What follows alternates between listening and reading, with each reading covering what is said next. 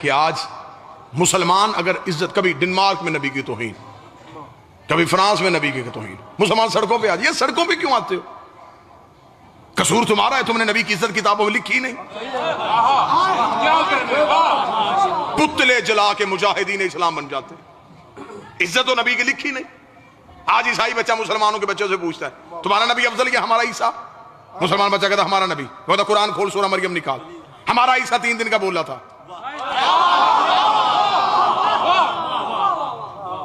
وہ بچہ تو تیاری کر کے بیٹھا ہے نا، وہ کہتا قرآن کھول سورہ مریم گواہ ہے ہمارا عیسیٰ 3 دن کا بولا تھا۔ انی عبداللہ عطان الکتاب وجعلنی نبی، میں اللہ کا عبد ہوں، کتاب لے کے آیا، نبی بن کے آیا۔ وہ کہتا ہمارا 3 دن کا جانتا ہے وہ نبی ہے، تمہارے نبی کو 40 سال تک نہیں پتا تھا وہ نبی ہے۔ تو جو 3 دن کا نبی ہو وہ افضل ہوتا ہی، 40 سال کے بعد بنے وہ افضل۔ مسلمان بچہ چپ، کیونکہ نماز جمعہ پڑھنے گیا تھا، اسے یہی عقیدہ پڑھایا گیا، محفل نعت میں گیا تھا، اسے یہی سنایا گیا، سلیبس میں اسے یہی پڑھایا گیا، مجلس میں اسے آنے نہیں دیا، شیعہ کے بچے کے ساتھ اس کو دوستی نہیں کرنے دی، وہ خاموش ہو گیا، وہ چپ ہو گیا، وہ ڈر گیا۔ یہ ہے فخر۔ ہمیں کہتے شیعہ مجلسوں میں پیسہ ضائع کرتے، اٹھا میری قوم کا 4 سال کا بچہ، لے جا اسے کسی عیسائی پادری کے پاس، وہ جا کے کہے گا ہمارا عیسیٰ 3 دن کا بولا تھا۔ شیعہ بچہ فوراً دیکھ رہا ہے اس میں پریشانی والی کون سی بات ہے، ہمارا علی پہلے دن آ کے نبی کے ہاتھوں میں بول کے کہہ رہا تھا تجھے توریت سناؤں، انجیل سناؤں، زبور سناؤں یا قرآن سناؤں، علی نے بول کے ثابت کر دیا تھا۔ عیسیٰ کے بولنے پہ فخر نہ کرنا، یہ کام محمد کا نائب ہی کر لیتا۔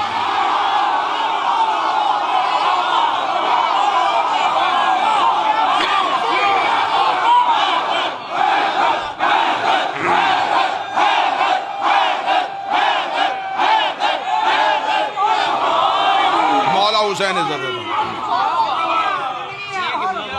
لہذا اگر نبی کی عزت منوانی ہے تو پہلے کتابوں کا سلیبس بدلو۔ نعرہ تکبیر،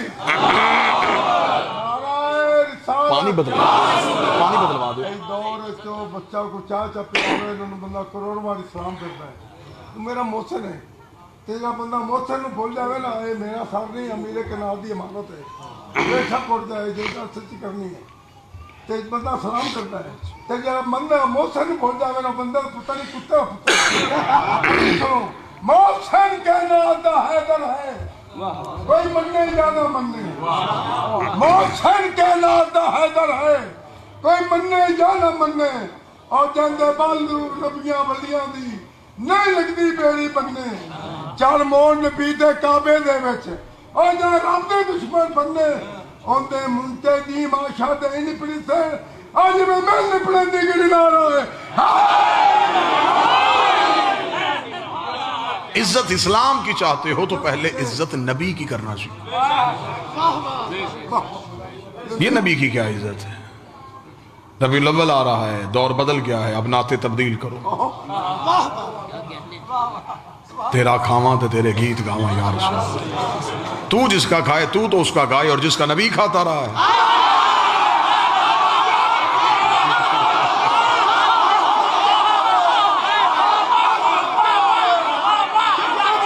شاہ مدینہ، شاہ مدینہ، یثرب کا والی، سارے نبی تیرے در کے سوالی۔ آگے بندے پیسے دیے جا رہے، یہ کوئی بھی نہیں پوچھ رہا یہ محمد کا در کون ہے، جس کے سارے نبی سوالی ہیں۔ یہی تو ہم کہہ رہے ہیں انا مدینۃ العلم وعلی باب، علی وہ در ہے۔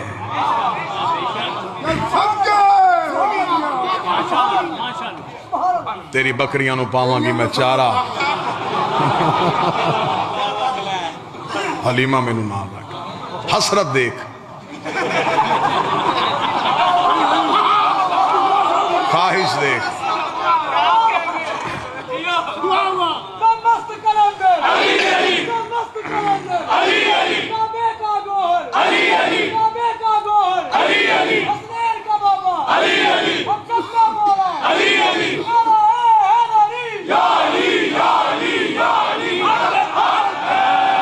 اچھا مولوی صاحب میرے یہ اس کی بکریوں کی نوکری کیوں کرنی ہے جی؟ اسے جی نبی کو پالا تھا، چلیں جی بات سمجھ میں، بات توجہ میری طرف رکھی، بات سمجھ میں آ گئی۔ اچھا جو نبی کی نوکری کرے اس کی بکری کی نوکری مولوی کرنے کے لیے تیار ہے؟ اور محمد کے بیٹے کے زلجنا کو دیکھنے کے لیے تیار. میں تو پورے ملک میں منتیں کر کر کے تھک گیا. مجھے اللہ نے وہ مولوی متھے ہی نہیں لگایا جو مجھے صرف اتنا بتا دے کہ بی بی حلیمہ کا مذہب کیا تھا. نہیں لڑتے ہم. اتنے سوالوں کے جواب ہم نے 2 مہینے دیے نہیں. ممبر پہ کھڑے ہوتے تھے چٹوں کا ڈھیر لگ جاتا ہے. گھوڑا کہاں لکھا ہے, ماتم کہاں لکھا ہے, کڑی پہننا کہاں لکھا ہے. یہ سارے سوالات آپ نے کیے, ہم نے فراق دلی سے جواب دیے. اب ربیع الاول میں آپ تھوڑی محنت فرمائیے گا, زحمت کیجئے گا. آپ ہمیں صرف اتنا بتا دیجئے بی بی حلیمہ کا مذہب کیا تھا, کس کا کلمہ پڑھتی تھی. اگر آپ کہیں گے نبی کا, تو آپ نے تو خود ہی کہا ہے کہ نبی تو 40 سال تک نبی نہیں تھا.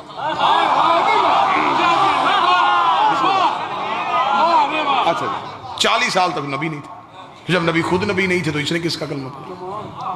اگر آپ کہیں اس نے نبی کا کلمہ نہیں پڑھا تو پھر بھی نبی کو دودھ پلا دیا, تو پھر میں فوراً قرآن کی آیت مولوی کے گلے میں پھندا بنا کے ڈال دوں گا. اللہ قرآن میں کہتا ہے وَحَرَّمْنَا عَلَيْهِ الْمَرَاضِعَ, ہم نے حرام کر دیا تھا دائیوں کا دودھ موسیٰ پہ. شرم کر, موسیٰ نوکر ہے, یہ سردار ہے. موسیٰ رعیت ہے, یہ آقا ہے. حضرت موسیٰ نے تو کسی دائی کا دودھ نہیں پیا. یہ تراشے گئے کردار تھے, یہ آل محمد کے خلاف کردار بنائے گئے. کیونکہ اگر لکھ دیتے کہ حلیمہ نے نہیں پالا تو پھر بتانا پڑتا کس نے پالا.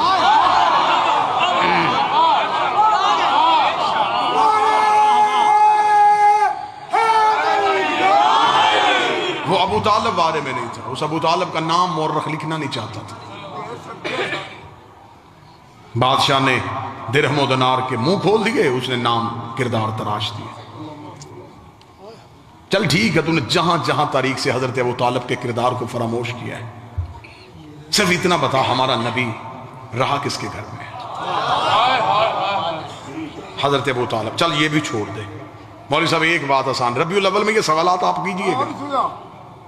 آپ ہمیں صرف اتنا بتائیں اسلام کی پہلی دعوت کس کے گھر ہوئی تھی. اب لاہور انصاف کرے, اگر حق بنے تو پھر بولیے. یہ اسلام کی پہلی دعوت دعوت ذوالشیرہ کس کے گھر میں ہوئی تھی. کہتے جی حضرت ابو طالب کے گھر میں. اچھا ابو طالب کا گھر کہاں تھا؟ مکہ میں. اللہ کا اپنا گھر کہاں تھا؟ مکہ میں. تو جب اللہ کا اپنا گھر تھا تو بات ابو طالب کے گھر میں کیوں ہوئی ہے؟ جب اللہ کی اپنی حویلی تھی تو بات ابو طالب کے گھر میں کیوں ہوئی؟ اللہ کو نہیں چاہیے تھا اللہ کہہ دیتا میرا محمد, اس نے میرا کلمہ ہی نہیں پڑھنا, اس کا احسان لینے کی ضرورت کیا ہے؟ اسلام کی دعوت ہے اللہ کے گھر میں ہونی چاہیے. لا الہ کی بات ہے خدا کے گھر میں ہونی چاہیے. محمد رسول اللہ کی بات ہے خدا کے گھر میں ہونی چاہیے. بات لا الہ کی تھی وہ ابو طالب کے گھر رہی ہے. بات محمد رسول اللہ کی تھی وہ ابو طالب کے گھر رہی ہے. جب ہم نے علماء سے پوچھا مجبوری کیا تھی, اس نے کہا مجبوری یہ تھی تب کعبہ میں بت پڑے تھے, کعبہ میں بت پڑے تھے, کعبہ میں بت پڑے, ڈوب کے مر جا. رحمان کے گھر بت تھے, عمران کے گھر بت رہے.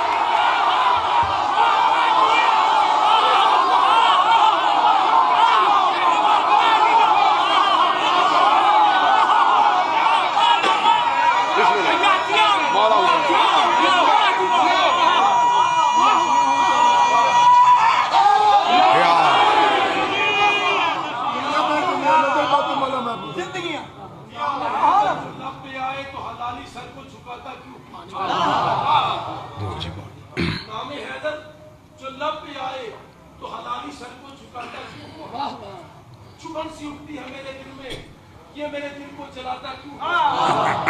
علی کا دشمن حرامی ہوگا, علی کا دشمن حرامی ہوگا.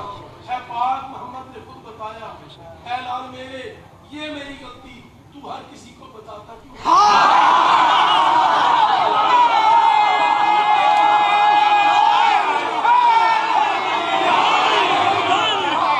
توجہ سو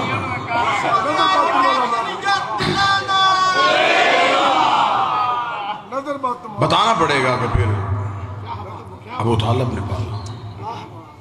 بس ایک تاریخ کا واقعہ پڑھوں اور آپ کو سلام. مالک حسین عزت دے, یہ اہل سنت کتابوں سے میں یہ حوالہ دینے کے لیے تیار. مکہ میں قحط پڑ گیا, رسالت ماب کا بچپن تھا, مکہ میں بارش نہیں ہو رہی تھی, مکے والے پریشان ہو گئے.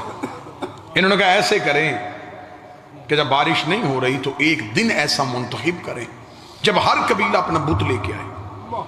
اس کی گونج بند کر دیں ساؤنڈ.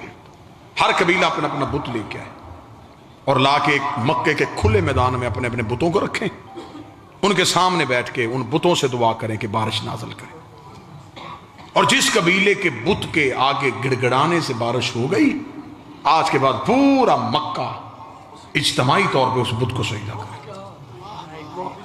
یہ اکیلا فیصلہ نہیں تھا, یہ مکہ فیصلہ. مکہ برادریوں کا شہر نہیں تھا, قبیلوں کا شہر تھا. ہر ایک نے اپنے اپنے قبیلے کے بت اٹھائے. انہوں نے کہا کہ ہاشمیوں کو بھی جا کے اطلاع دو.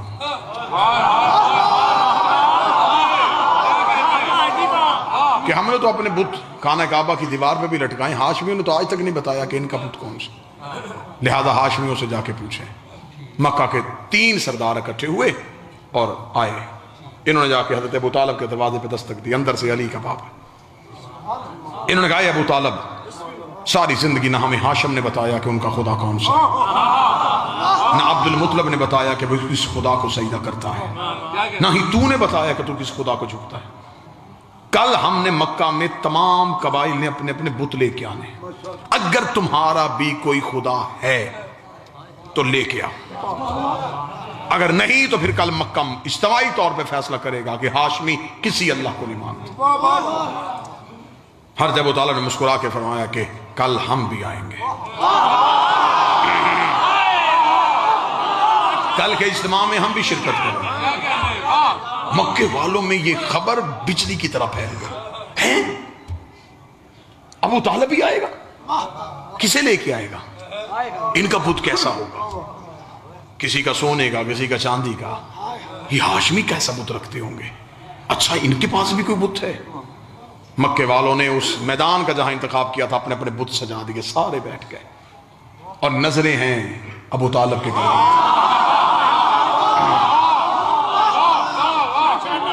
انتظار ہو رہا تھا, مکہ انتظار میں تھا کہ اب دیکھیں ابو طالب کیا کرتا ہے. تھوڑی دیر بعد ابو طالب کے گھر کا دروازہ کھلا. کل ایمان کے باپ کا پہلا قدم مکے کے بازار.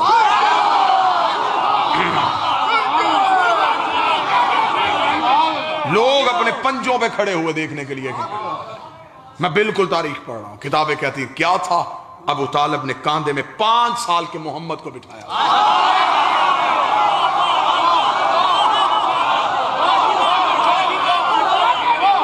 رسالت مآب کے دونوں ہاتھ اپنے ہاتھوں پہ لیے ہوئے.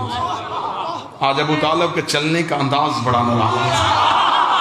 آج ابو طالب ٹہل کے جرت کے ساتھ چل رہے تھے. کتابیں کہتی ہیں کہ ان کے قریب سے گزرتے ہوئے حضرت ابو طالب مکے کی سب سے اونچی چوٹی پہ چلے گئے. کتاب کے جملے بالکل ایسے ہی ہیں. انہوں نے کہا آج اتنی اونچی چوٹی پہ چلا گیا تھا حضرت عمران کہ مکہ میں گھر کے صحن میں بیٹھی ہوئی کافروں کی عورتوں کی گود میں لیٹے ہوئے بچے بھی ابو طالب کا چہرہ دیکھ رہے تھے.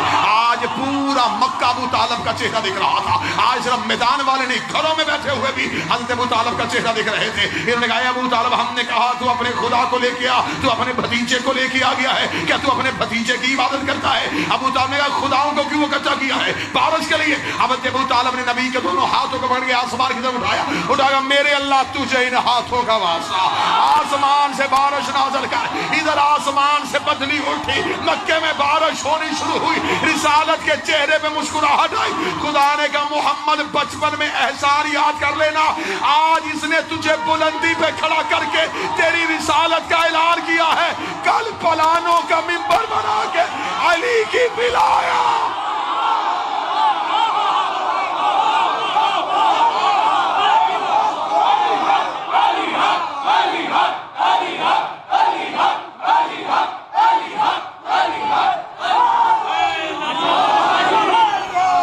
اس نے بتا دیا ہے محمد اللہ کا رسول ہے, تو نے بتانا ہے کہ علی میرا ولی ہے. اس نے تیری رسالت کا ایسا, تو نے اس کے بیٹے کی امامت اور ولایت کا اعلان کیا. یہ جو امیر المومنین کعبہ میں آئے تھے یہ بھی قرض کا بدلہ تھا. کر سناؤں, خدا نے کہا ابو طالب میرا نبی تیرے گھر میں آیا, بابا دعا کرنا, تیرا علی میرے گھر میں. ابو طالب تو میرے بیٹے کا نام محمد رکھا, میں تیرے بیٹے کا نام علی رکھوں. لیکن ابو طالب اگر احسان کا بدلہ احسان کی صورت میں دیتا رہا، کل کو دنیا کہے گی اللہ کے بندے سے مقابلہ کرتا رہا، ایک احسان میں بڑھانے لگا ہوں۔ ابو طالب نے کہا وہ کیسے بڑھائے گا؟ خدا نے کہا تو میرے محمد کا نکاح فرش پہ پڑھا، میں تیرے علی کا نکاح۔ بولو جو ہاتھ اٹھا سکتے ہو۔